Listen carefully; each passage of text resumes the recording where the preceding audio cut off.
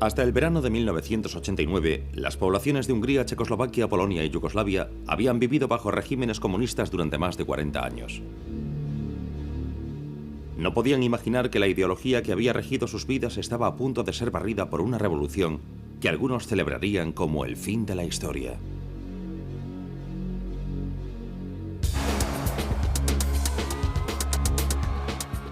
Cuando el muro de Berlín cayó finalmente el 9 de noviembre, el siglo XX parecía haber alcanzado su apogeo. El momento que marcaba el triunfo de Occidente. Con el colapso del comunismo en Europa del Este y la disolución 2 años más tarde de la propia Unión Soviética, parecía que el modelo de democracia capitalista angloamericana había conseguido triunfar. Algunas personas vislumbraron un nuevo orden mundial, otros anticiparon el fin de la historia. Parecía que por fin se habían resuelto todos los problemas del siglo XX.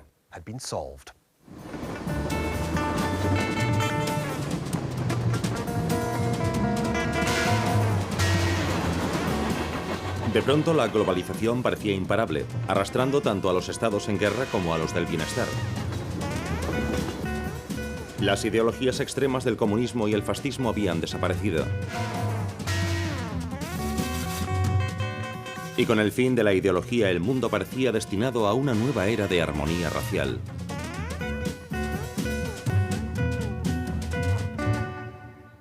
Y entonces, este final feliz se estropeó.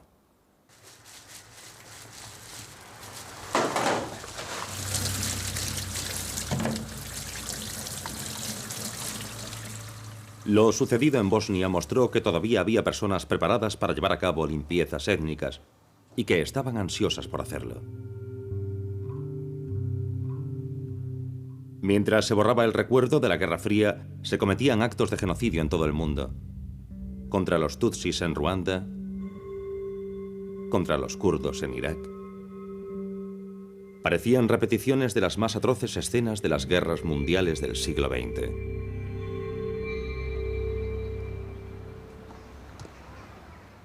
Resultó que la historia no había terminado. Porque ninguna de las fuerzas que habían hecho del siglo XX un siglo tan violento habían desaparecido. La inestabilidad económica, los conflictos étnicos, los imperios en declive. Pero la pregunta que quedaba por responder era si se estaba fraguando una nueva guerra mundial. Una guerra que haría parecer lo ocurrido en Bosnia una pelea de matones.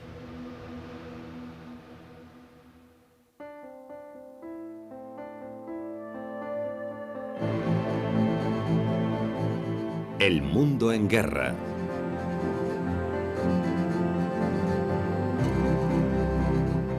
Episodio 6.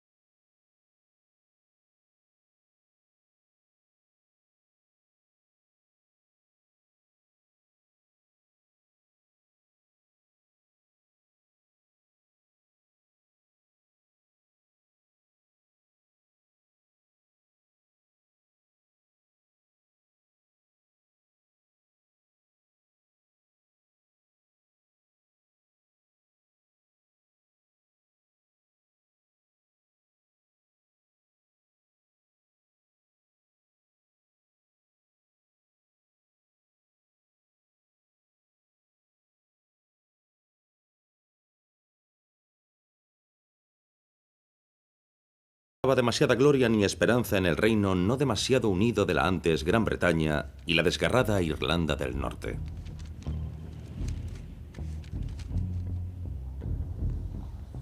El imperio ya no existía y Gran Bretaña continuaba su decadencia. La economía parecía estar en su punto más bajo. Gran Bretaña era el enfermo de Europa. Mi generación, los adolescentes del invierno del descontento, fluctuaban entre el abatimiento y la diversión pasota.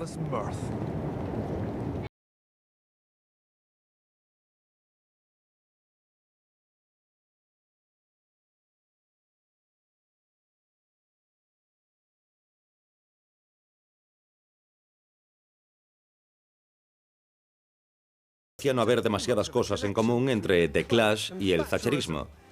Pero el punk rock y el conservadurismo que ella encarnaba eran dos facetas de la misma reacción contra todo lo que había salido mal en Gran Bretaña tras la guerra.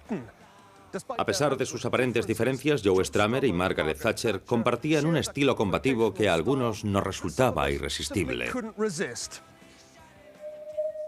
Cuando Margaret Thatcher se convirtió en primera ministra en mayo de 1979, marcó el inicio de una verdadera revolución británica. Let Labour's Orwellian nightmare of the left be the spur for us to dedicate with a new urgency our every ounce of energy and moral strength to rebuild the fortunes of this free nation.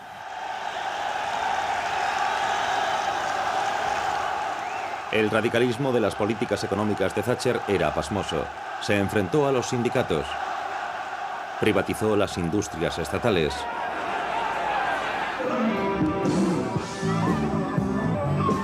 I'm making more money now, yeah. Y luego redujo drásticamente los impuestos. No era el fin de la historia, pero sí el fin del estado de bienestar.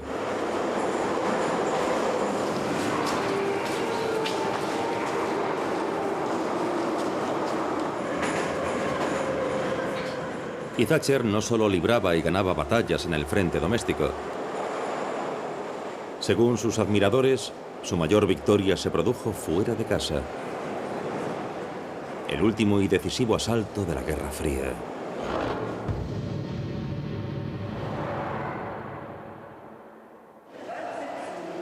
Hoy en día se suele pensar que los conservadores exageraron la amenaza soviética en los años 80.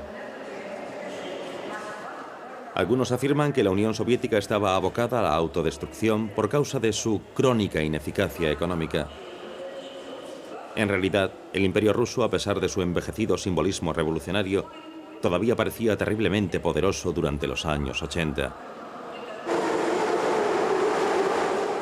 La economía planificada parecía perfectamente capaz de igualar a los Estados Unidos como productora de armamento. El comunismo no se iba a dejar morir. Había que rematarlo. Pero Thatcher no podía hacerlo sola. Necesitaba un socio.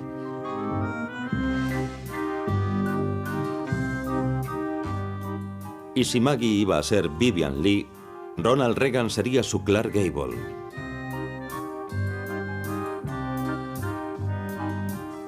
Fue la agresiva política de defensa de Reagan y Thatcher la que empujó a la Unión Soviética más allá del límite, del agotamiento al derrumbe.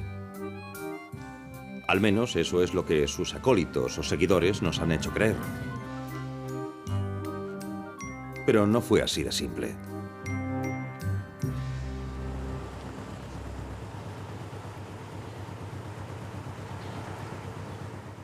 El verdadero artífice del derrumbe soviético no hay que buscarlo fuera, sino dentro del sistema comunista.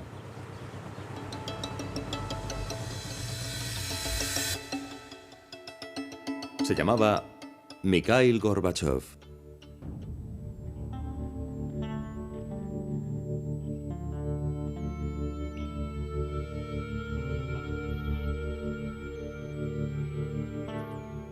Gorbachev tuvo dos buenas ideas.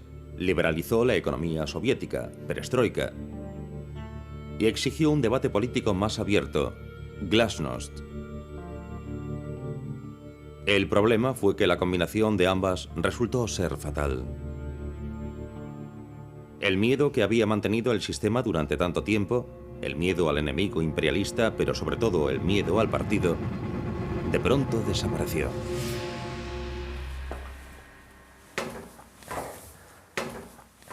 A algunos imperios como el romano les llevó siglos debilitarse y caer. A otros, como el británico, les llevó décadas. Pero el declive y la caída del Imperio Soviético se produjeron en solo 2 años. Los primeros síntomas de su fin fueron económicos. Las reformas de Gorbachev no salvaron la economía planificada, la hicieron desaparecer. Luego surgieron las consecuencias políticas de las reformas de Gorbachev, que barrieron la periferia del Imperio Soviético.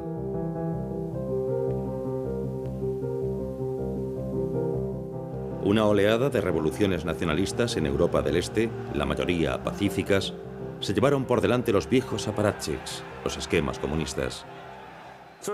Así que no fue el triunfo de Occidente lo que acabó con la Unión Soviética.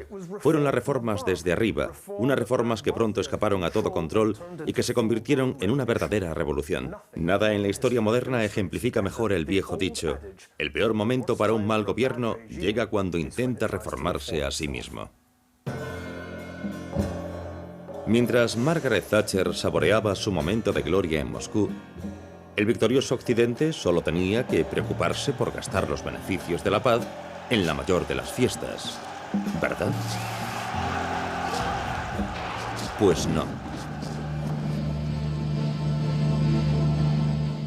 De hecho, la caída de la Unión Soviética no marcó el fin de la historia como tampoco lo habían hecho la de los imperios anteriores, sino la reaparición de antiguos odios.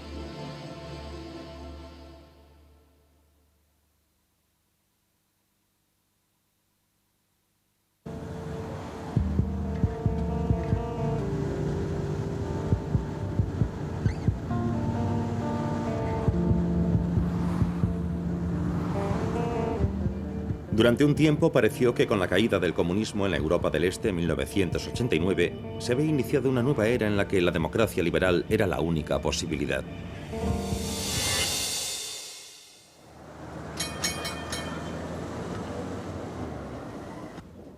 Pero un país demostró durante 10 sangrientos años que esta teoría era falsa. Cuando el Imperio Soviético se desmoronó, las 6 repúblicas que habían compuesto la Yugoslavia de Tito no escogieron la paz y la democracia, sino un regreso a la terrible violencia étnica de mediados de siglo.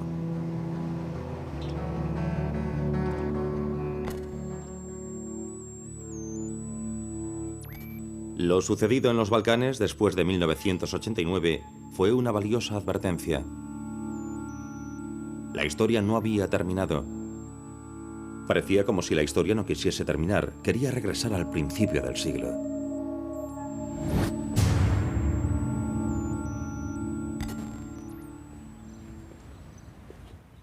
Aquí en Sarajevo hay 2 monumentos al nacionalismo serbio, y este es uno de ellos.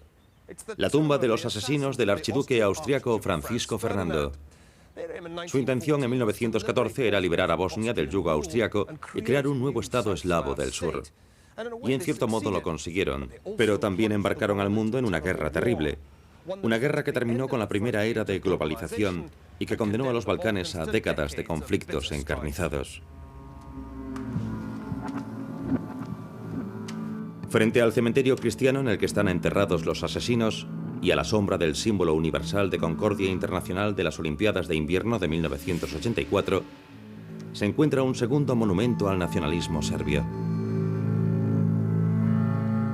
Las tumbas de miles de ciudadanos de Sarajevo asesinados por las tropas leales al presidente serbio Slobodan Milosevic y sus aliados serbobosnios.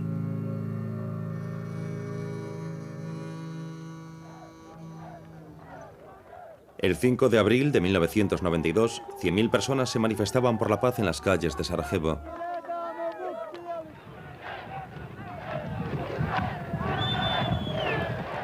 Al día siguiente se disparaban los primeros morteros desde posiciones serbias situadas en las colinas que rodean la ciudad.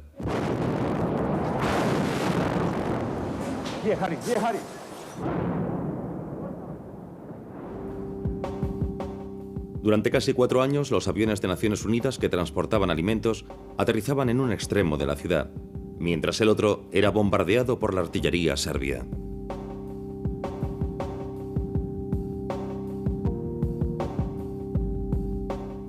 Al mismo tiempo, los políticos británicos se oponían con firmeza a cualquier intervención para detener la matanza, e incluso a armar a la población de Sarajevo para que al menos pudiese defenderse.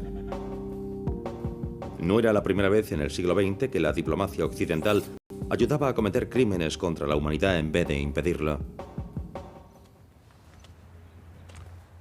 Mientras el mundo se limitaba a observar, casi 12.000 personas fueron asesinadas en Sarajevo en un asedio que duró 1.200 días. El número de cadáveres obligó a convertir en cementerios estos campos de deporte junto al Estadio Olímpico.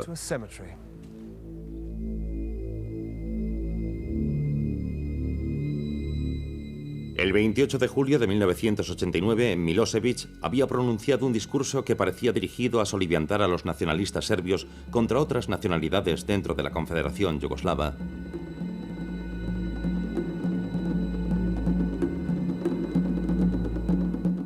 ¿Por qué lo hizo?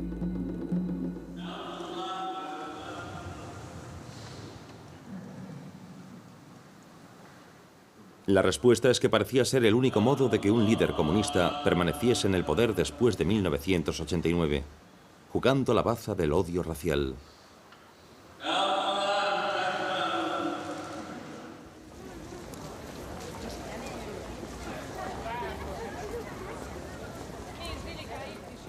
Milosevic y el líder croata Franjo Tuđman acordaron repartirse Bosnia. Según afirmó Tuđman, no habría una parte musulmana. Pero los musulmanes eran casi las 2/5 partes de la población bosnia.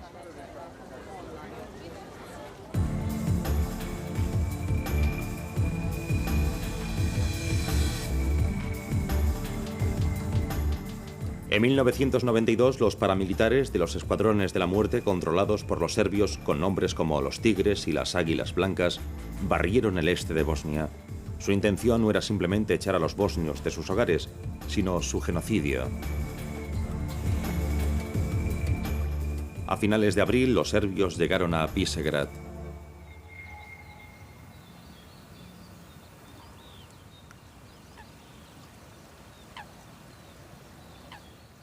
Ivo Andrić ganó el Premio Nobel de Literatura por su novela sobre este puente sobre el río Drina.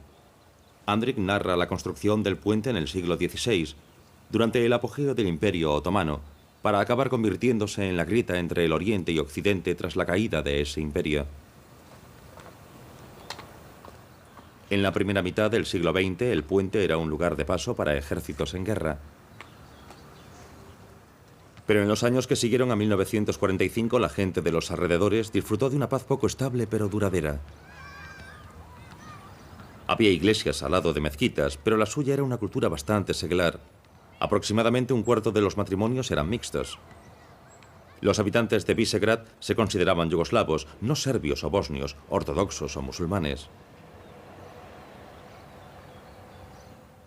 Los habitantes de Bosnia estaban tan entremezclados que su separación solo sería posible por medio de la más terrible violencia. El 11 de julio de 1992, un Volkswagen Passat rojo atravesó el histórico puente sobre el río Drina y se detuvo aquí, en medio de la plaza del pueblo, la Capia, donde durante 5 siglos la gente del pueblo se había reunido para charlar. Se hacinaban dentro del coche 6 musulmanes y un serbio armado hasta los dientes. Aquí los esperaba ya un grupo de serbios. Su líder traía un mensaje para los musulmanes locales. Según un testigo presencial, utilizó un megáfono para anunciar a los musulmanes que se ocultaban en los bosques de los alrededores que tendrían un día festivo sangriento al estilo balcánico.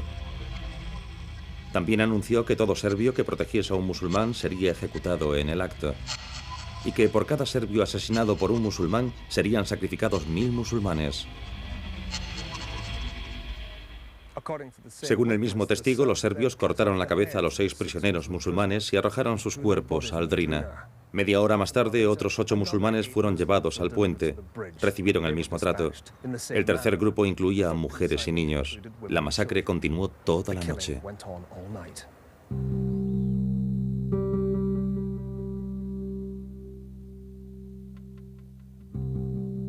El río llevó los primeros signos de la masacre de Visegrad a los pueblos vecinos. Encontraron un cadáver flotando en el agua un par de kilómetros más abajo. En los siguientes meses sacaron del río los cuerpos de más de 100 hombres, mujeres y niños.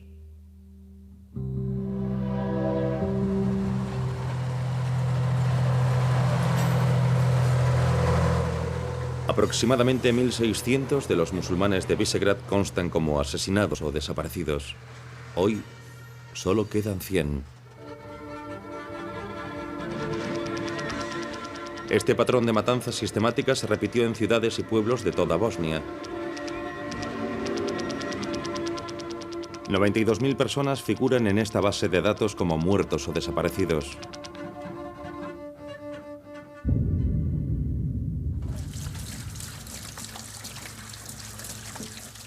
Estas personas fueron asesinadas porque sus verdugos los consideraban racialmente inferiores a ellos. Para los cristianos ortodoxos serbios, los musulmanes bosnios eran como de otra especie. Nada más lejos de la realidad.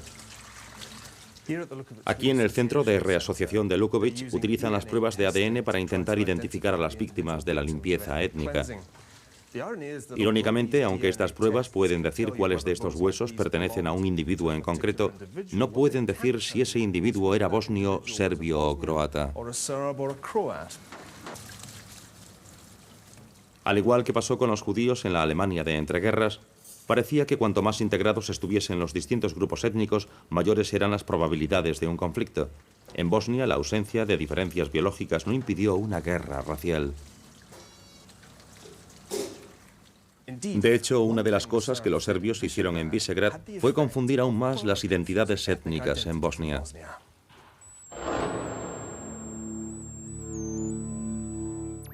Una de las características típicas de la violencia del siglo XX, desde Nanjing en 1937 a Visegrad en 1992, pasando por Berlín en 1945, ha sido la frecuencia con la que el asesinato ha ido acompañado de violaciones.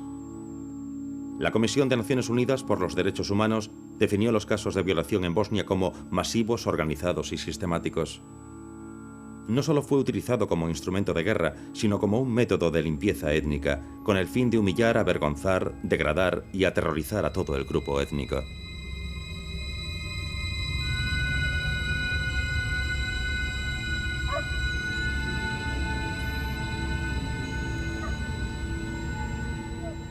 ...200 mujeres y jóvenes fueron sacadas de sus hogares en Visegrad por miembros de las Águilas Blancas y llevadas a este hotel, un balneario especializado en lesiones deportivas. Esas mujeres fueron violadas repetidamente en estas habitaciones.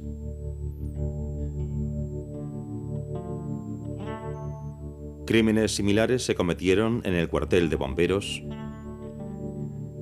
el hotel Bikavac y el centro deportivo. Toda mujer musulmana de Visegrad era un objetivo. La Unión Europea afirma que 20.000 mujeres fueron violadas durante la guerra. Según el gobierno bosnio, fueron 50.000. Nadie lo sabe con certeza.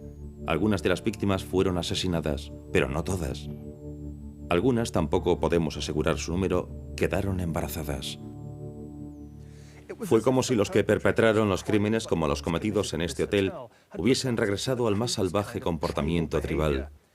Para ellos no era suficiente matar musulmanes.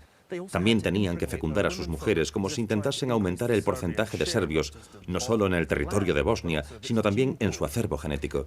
Y aún así, este primitivo comportamiento coincidió con un sutil cálculo político.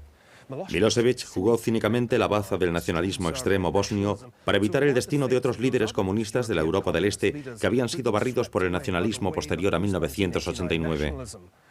Milosevic decidió aprovechar la ola, de hecho decidió provocarla, y durante un tiempo, 10 años para ser precisos, funcionó. Algún idiota dijo que la hora de Europa había comenzado en Bosnia, como si Bruselas pudiese haber impedido la masacre. De hecho, hizo falta el poder de combate estadounidense para conseguirlo.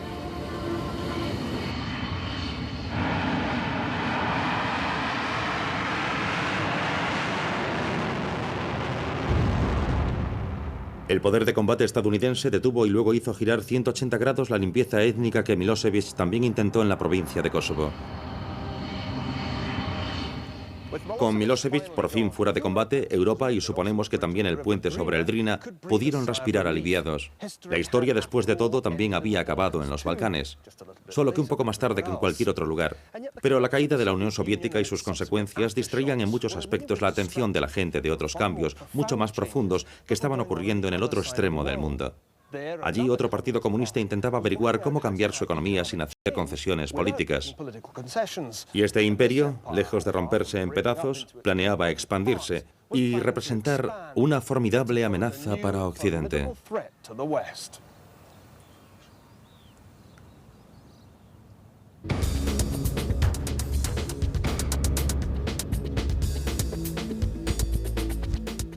Cuando el muro de Berlín cayó en 1989, los optimistas que con tanta seguridad habían profetizado el fin de la historia habían pasado por alto las consecuencias de otra revolución que había ocurrido 10 años antes. Porque los logros de Margaret Thatcher no habían sido el único producto del Annus Mirabilis de 1979. Otras 3 revoluciones fueron igual de importantes, quizás incluso más, y fue su explosiva interacción la que determinó la conclusión del siglo XX.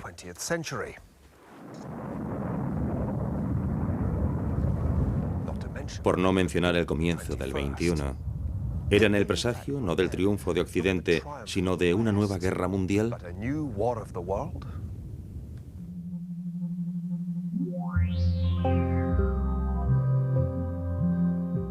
Hace 100 años era Japón el que representaba una amenaza económica y militar para el dominio de Occidente en Asia. Hoy es China.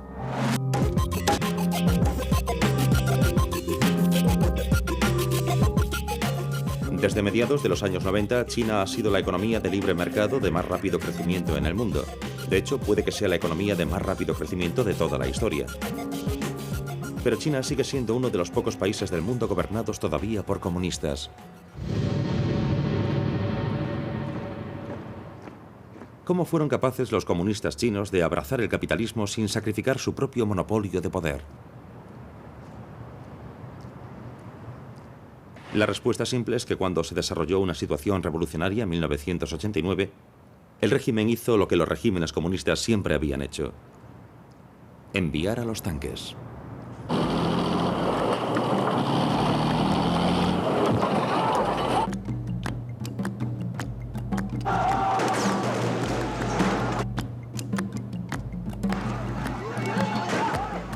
El 4 de junio de 1989, el movimiento Muro de la Democracia fue aplastado sin compasión. Un número indeterminado de estudiantes que se habían reunido en la plaza de Tiananmen fueron asesinados por soldados traídos desde otras provincias. Los líderes disidentes fueron encarcelados tras unos juicios propagandísticos. Hubo una notable diferencia entre lo que ocurrió aquí y lo que ocurrió en el otro gran monolito comunista, la Unión Soviética. Allí intentaron realizar al mismo tiempo la reforma económica y la política, pero terminaron con una revolución política y un derrumbe económico. La clave fue que los líderes chinos querían llevar a cabo una reconstrucción económica sin ninguna reforma política.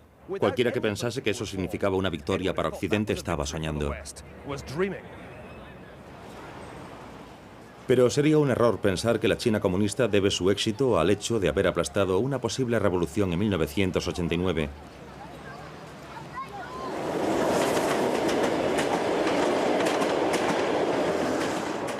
Fue mucho más importante la revolución que ellos mismos habían iniciado 10 años antes. Una revolución de consecuencias mucho más profundas.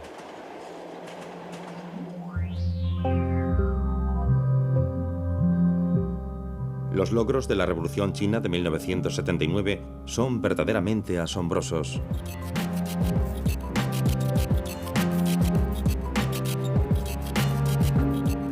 Este túnel, que discurre bajo el río Whampoa en Shanghái, es uno de los símbolos más extraños del milagro chino del libre mercado.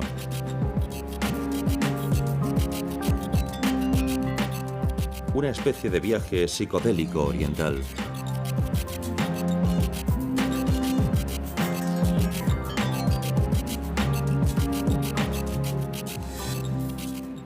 Esta es la Torre Jin Mao, la joya de la corona de 88 pisos del bosque de rascacielos que floreció aquí, en el distrito Pudong de Shanghái, en solo 15 años.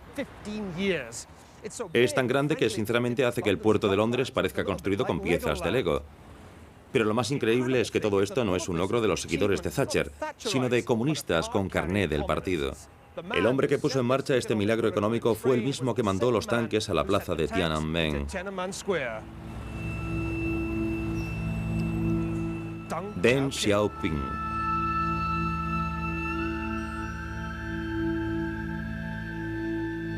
A sus 74 años, Deng Xiaoping era un superviviente de la Revolución China. Había acompañado a Mao en la larga marcha y había sobrevivido a los días oscuros de la Revolución Cultural.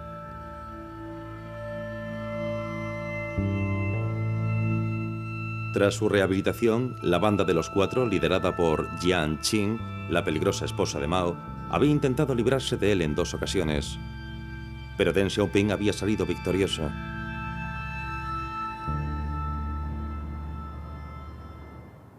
Y si no fuese por la revolución que puso en marcha en 1979, quizás la torre Jin Mao nunca se habría construido.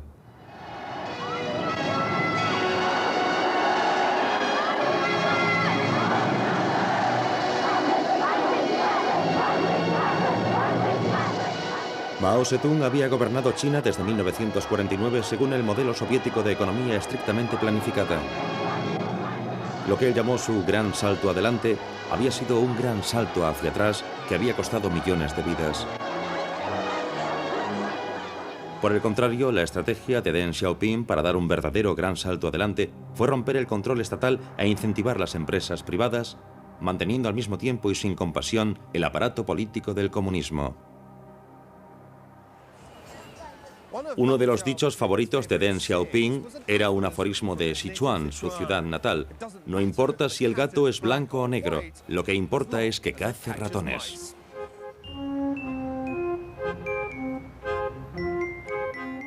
Para demostrar que estaba en lo cierto, Deng Xiaoping incluso estaba dispuesto a acercarse al archienemigo capitalista de China. These hats are presented to His Excellency Deng Xiaoping.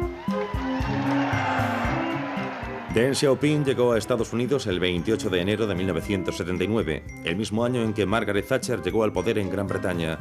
Era la primera vez que un líder de la China comunista visitaba los Estados Unidos. Y ahí estaba, con su 1,5 metros poniéndose un sombrero vaquero en Texas.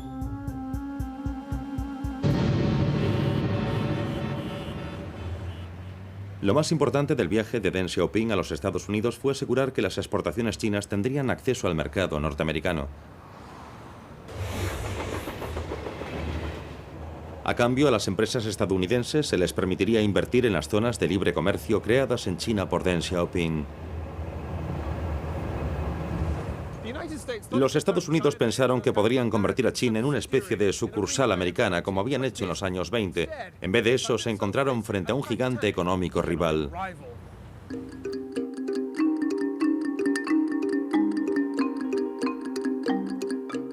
La reconstrucción económica sin reforma política resultó ser la fórmula ideal para el crecimiento de China.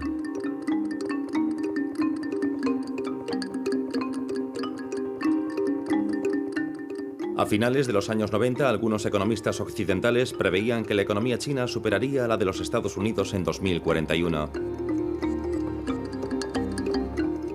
Algunos analistas comenzaron a pensar con inquietud si la competencia económica no podría desembocar en un conflicto. Se hablaba con nerviosismo de futuras guerras comerciales, y no solo comerciales.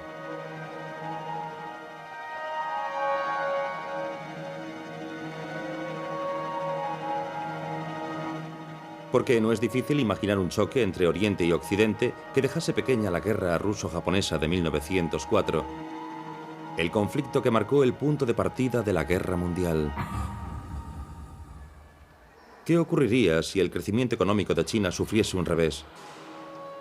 Para no arriesgarse a sufrir protestas populares, ¿se sentirían tentados los comunistas chinos a jugar la baza del nacionalismo para distraer la atención de la gente como había hecho Milosevic?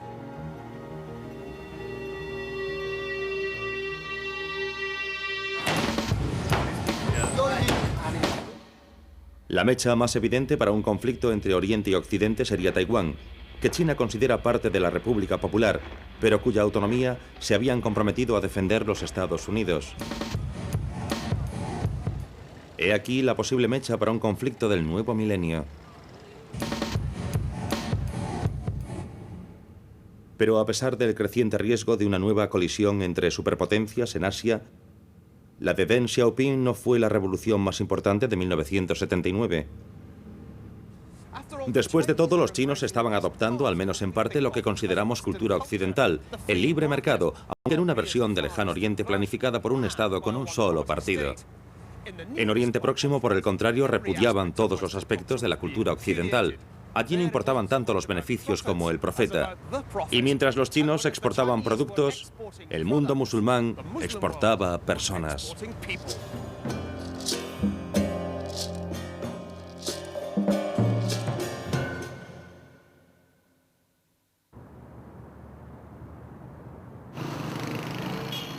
En un año de revoluciones, 1979 había llevado a una mujer al poder en Inglaterra.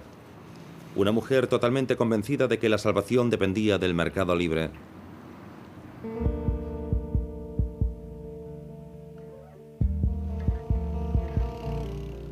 Pero 1979 también llevó al ayatolá Jomeini al poder en Irán.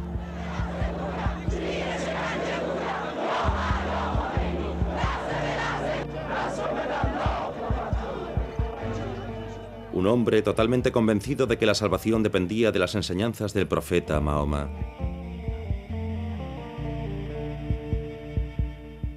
Una revolución apuntaba a un mundo basado en el libre comercio. La otra a un mundo basado en un texto sagrado. Una de las pretensiones de la revolución iraní era ajustar cuentas con el Shah y con los Estados Unidos, que lo habían situado en el poder. Pero bajo el liderazgo de Jomeini la intención era hacer retroceder el tiempo, purgar la sociedad iraní de todo rastro de corrupción occidental y desafiar las pretensiones americanas no solo en Oriente Medio, sino en todo el mundo islámico.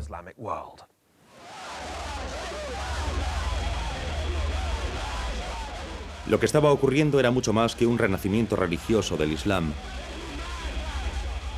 El islamismo era un movimiento político radical. De hecho, era una ideología tan revolucionaria como el bolchevismo, que se había propagado por el planeta como una epidemia tras la Primera Guerra Mundial. Pero la mayor fuerza del islamismo radical residía en que tenía la demografía de su parte. Las sociedades occidentales contra las que los mulás habían declarado la Guerra Santa no podían competir en el campo de la reproducción. Y eso sucedió porque los fundamentalistas optaron por la visión más reaccionaria posible sobre el papel de la mujer en la sociedad. En el Irán del ayatolá, el lugar de la mujer era el hogar o la sala de maternidad.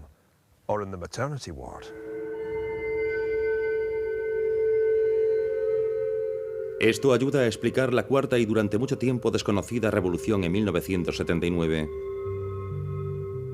Al mismo tiempo que la agitación en Gran Bretaña, China e Irán, se produjo una revolución demográfica en Europa. En Irán, donde los métodos anticonceptivos y el aborto estaban prohibidos y la edad mínima para casarse eran los 13 años, el resultado fue una explosión demográfica. Mientras, en las sociedades occidentales, donde las mujeres tenían acceso al control de la natalidad, ocurría lo contrario. La población comenzaba a disminuir. Las consecuencias de esta divergencia fueron espectaculares. En Irán, la tasa de crecimiento anual de la población es en la actualidad más de 7 veces la de Gran Bretaña. Pero la causa del declive demográfico de Europa no fue una guerra o una plaga, sino la escasa fertilidad. En los años 70, la media de las parejas de Europa Occidental era de menos de 2 hijos. Para mantener una población estable, esa media ha de ser mayor que 2. En 1999 había bajado a 1,3. Los europeos sencillamente no se estaban reproduciendo. Eso planteaba una pregunta crucial. ¿Quién iba a pagar los impuestos necesarios para financiar las generosas pensiones públicas de la vieja Europa? O los europeos recién nacidos pagaban impuestos del 75% durante toda su vida, o sus padres tendrían que tolerar más inmigración legal. Mucha más.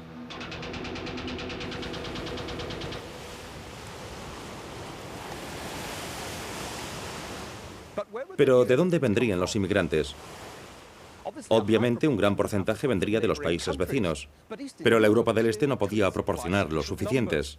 De hecho, Naciones Unidas calculaba que la población de Europa del Este disminuiría hasta un 25% en las 4 décadas y media siguientes.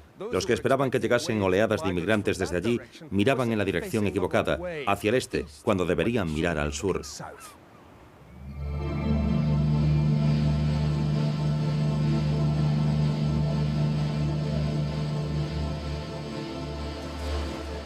Este es el límite de la fortaleza europea. La frontera entre la menguante población de Europa y el rápido crecimiento de sus vecinos. Países que a finales de los años 90 eran, si no completamente, al menos predominantemente musulmanes. Estas imágenes de una cámara de vigilancia recogen lo que sucede casi a diario en la valla recién reforzada. El esfuerzo desesperado de los emigrantes por cruzar a Europa desde el norte de África.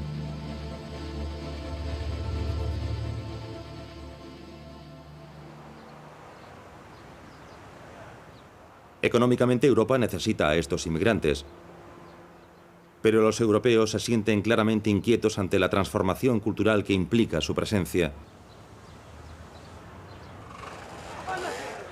Este es el rostro de lo que algunos llaman Eurabia. Lo que ven aquí, en el sur de España, está ocurriendo a niveles diferentes en toda Europa. Una sociedad joven musulmana está colonizando en silencio una Europa cada vez más decrépita.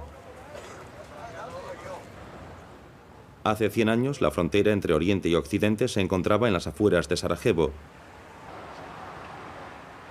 Hoy parece pasar por cada ciudad europea. Por supuesto, nadie puede predecir el futuro, y menos aún un historiador que se supone que trabaja con el pasado. Pero fue un historiador, Edward Gibbon, el primero en intentar visualizar cómo sería una Inglaterra musulmana con sus minaretes en el centro de Oxford.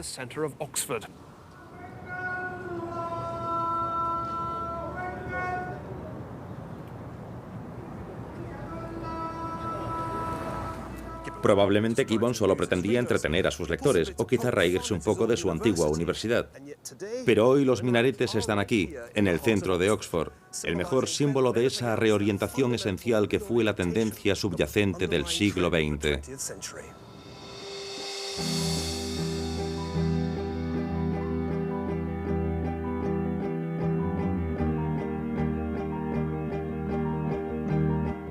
Esta es la realidad de la globalización. Bienes, servicios y, lo más importante, personas moviéndose en masa entre los distintos países, con todo tipo de consecuencias culturales imprevisibles. Bueno, esto no es nada nuevo. Hoy nos parece un recuerdo lejano, pero hace 100 años la globalización también era el orden mundial imperante.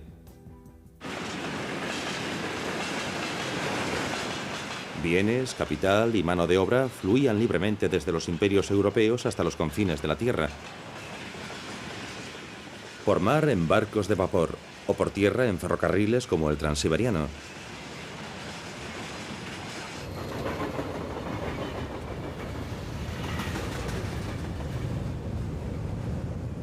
Pero la globalización fue acompañada de un aumento de la tensión racial que se manifestó primero en la guerra ruso-japonesa.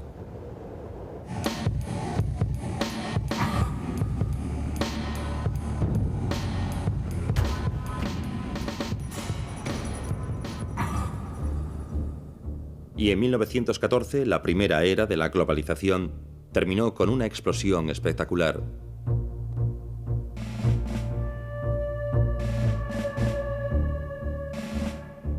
La de un acto terrorista en Sarajevo.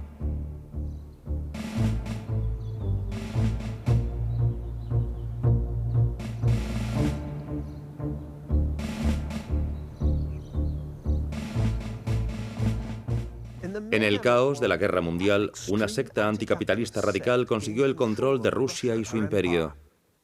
En las décadas siguientes, 3 dictadores diabólicos, Stalin, Hitler y Mao, llegaron a gobernar vastos territorios de la Gran Eurasia que se extiende desde el Canal de la Mancha al Mar de China. Sus regímenes totalitarios y las pseudo-religiones que los sostenían fueron los responsables de literalmente decenas de millones de muertes. ¿Podría ocurrir algo similar en la segunda era de globalización en la que vivimos? ¿Podría repetirse la guerra mundial en el siglo XXI?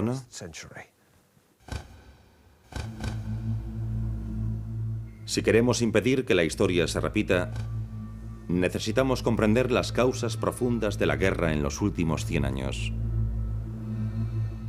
El siglo XX demostró que a pesar del creciente número de matrimonios interraciales, la armonía racial no estaba garantizada.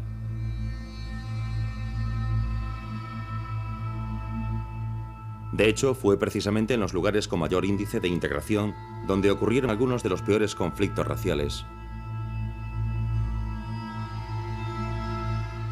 En Alemania en los años 30 y en Bosnia en los 90, se produjeron reacciones letales contra la integración racial.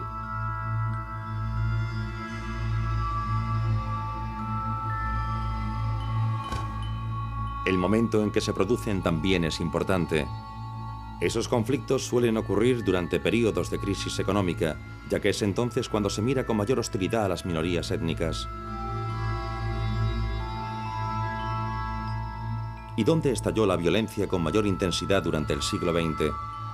En las grietas en las que los imperios en decadencia y los imperios en auge entraron en conflicto. No fue una coincidencia que los más terribles campos de ejecución del siglo estuviesen en lugares como Polonia, Camboya o Bosnia.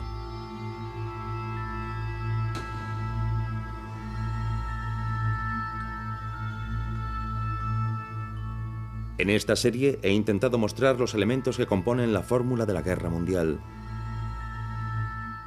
La falta de integración racial, la inestabilidad económica y los conflictos en las fronteras de los imperios fueron las causas de la mayor guerra y el mayor sufrimiento del siglo XX.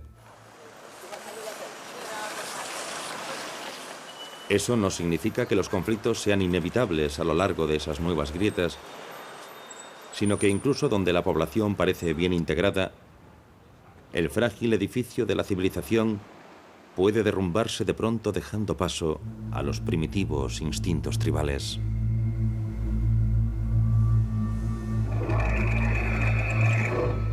Fue como si algún chorro invisible produjese con el choque llamas blancas. A su contacto las casas se desplomaban como disueltas. Poco antes del siglo XX, H.G. Wells había imaginado una guerra de los mundos, en la que los invasores marcianos devastaban la Tierra. En los 100 años siguientes, el ser humano demostró que podía llevar a cabo una destrucción semejante sin la ayuda de los extraterrestres. Todo lo que tenían que hacer era imaginar que tal o cual grupo de congéneres era de otra especie. Bueno, la guerra de los mundos sigue siendo ciencia ficción, pero la guerra mundial es un hecho histórico. Solo podremos evitar otro siglo de conflictos si comprendemos las fuerzas que causaron el anterior. Las fuerzas oscuras que invocan el conflicto racial y la rivalidad entre imperios y que niegan la humanidad que compartimos. Esas fuerzas todavía se agitan en nuestro interior.